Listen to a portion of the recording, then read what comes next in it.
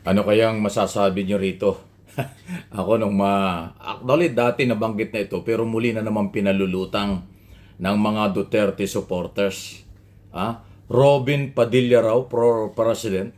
Yun daw ang pwede para sa 2028 presidential election.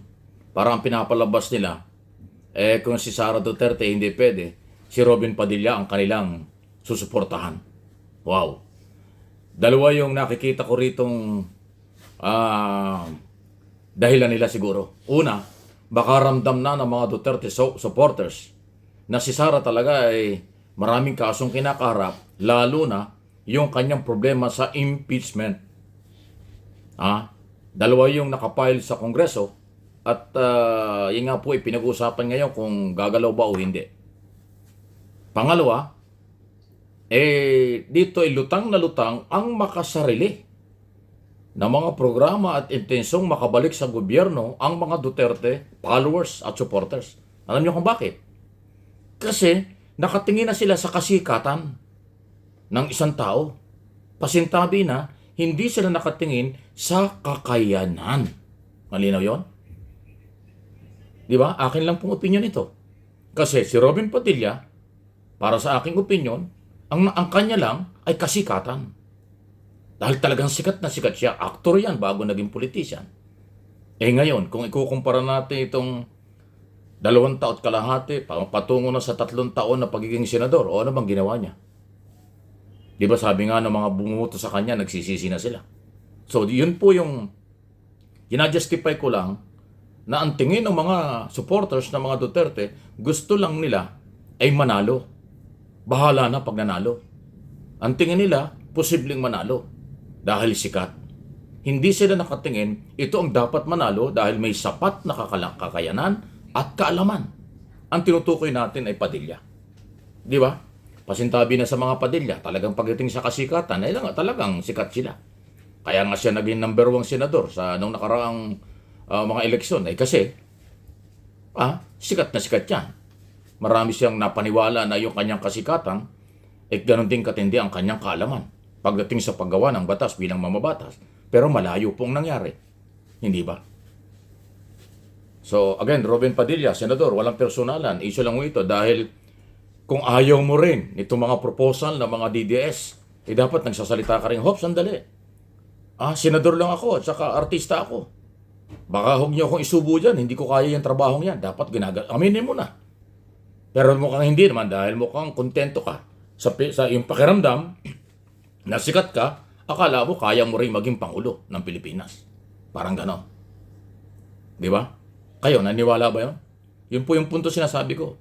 Yung kasikatan, ang daladala at tinitingnan nitong grupo ng mga Duterte na na gamitin na si Robin Padilla para sila makabalik sa poder ng kapangyarihan. Na alam naman natin halos 2 taon kalahati na puro sila protesta, rally. Hindi naman makapag-people power dahil wala silang power, walang people. Di ba? Ganun nga. No people, no power. Sila lang sa mga rally nila. Di ba? Yan ay pagpapakita ng atat na atat nilang makabalik sa kapangyarihan. Samantala kung tutuusin, meron silang powerful na kasamahan, Sara Duterte, Vice President ng bansa. Pero ano bang ginawa? Di ba? Under investigation din at marami rin kaso. So yun hong isa. Pangalawa nga, ulitin ko, yung nararamdaman ng mga Duterte, mabigat yung mga impeachment cases na kinakaharap. O yung mga iba't ibang kaso at itong impeachment na kinakaharap ni Sara Duterte. Kasi nga, di ba pinag-usapan at talakay na rin natin, pandarambong, pagsisinungaling, panunuhol. Di ba? Plunder, perjury, bribery. Yan po yung mga pwedeng kaso. Ang grabe po mga kaso yan. Lalo na ang plunder. May pagkakulong yun. Di ba? Yun po yung malinaw. At higit sa lahat, itong issue pa na ating binabanggit dito, halatang halata mo itong mga Duterte. Ang isa ko sa nagpalutang nito ay tukuyin ko na, dahil nagamit ko na rin dati yan, si Sal Panelo, abogado ng Duterte. At mukhang sa kanya rin ang gagaling at yung iba pang kasamahan na Robin Padilla ang nilulutang. Grabe ano? Grabe ang kanilang ambisyon. Hindi yung plano, ambisyon lang. Sabihin na natin nananaginip sila ng gising. Aba, gimising kayo, baka delikado, bangungot ang aabutin nyo.